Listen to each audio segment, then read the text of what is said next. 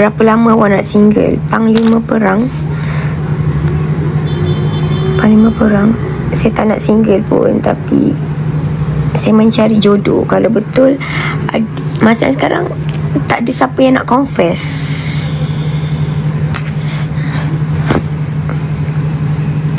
Kalau ada yang confess, berminat, I tak nak bercinta, I nak kahwin terus. Jangan risau, lepas kahwin mesti bahagia punya tiba.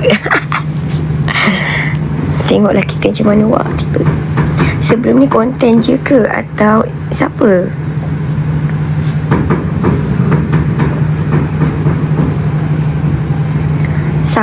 Mana ada. Yang tu tak ada jodoh awak. Kalau betul jodoh saya kahwin dengan dia. Kalau awak nampak nanti kalau saya kahwin dengan sesiapa, itulah dia pemenangnya. Bermakna dia jodoh saya. Clarissa, carilah jodoh. Saya terlambat lagi nak cari jodoh. Saya tunggu jodoh saya. Saya bukannya yang jenis perempuan sundal nak cari-cari jodoh. Biar jodoh datang sendiri. Kita tak payah nak cari-cari. Cari-cari jodoh tu sundal. Lambat lagi.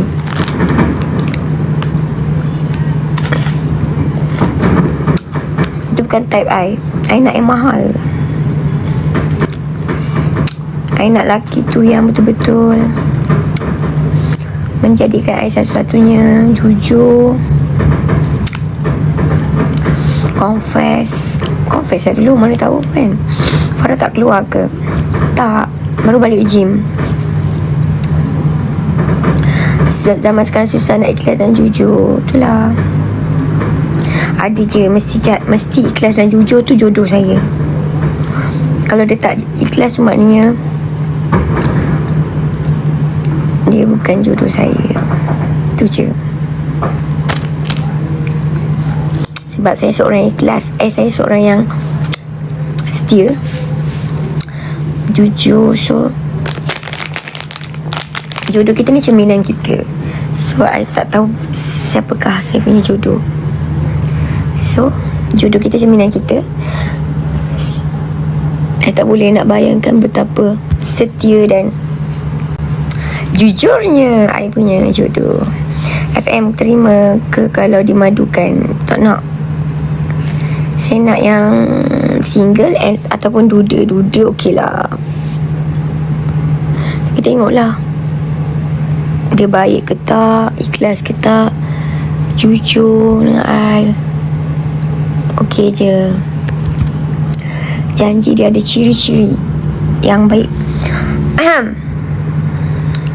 Lepas tu dia kena provider. Kenapa mata I tapi dekat sini macam gelap, padahal depan tak adalah gelap.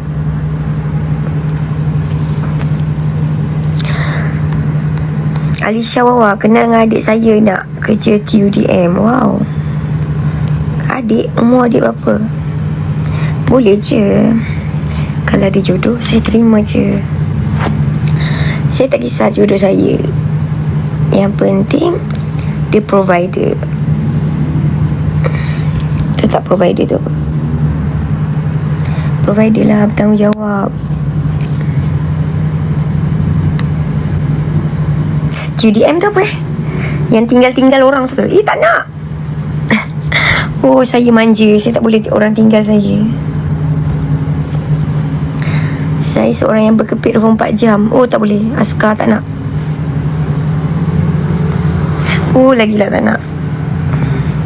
Walaupun saya ni independent, boleh berdikari sendiri, duduk rumah seorang-seorang, pergi sana, pergi sini, tapi saya kena suami yang ada dengan saya.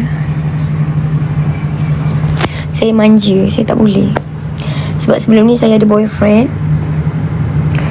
saya jauh. So saya putuskan hubungan bukan sebab dia curang, sebab dia jauh. Saya tak boleh. Dia kena ada bisnes sendiri. Maksudnya saya pun tolong bisnes dia. Contoh saya boleh tolong bisnes dia. Kena bisnes sama-sama. Faham tak? Kau tak kerja, siapa nak kau?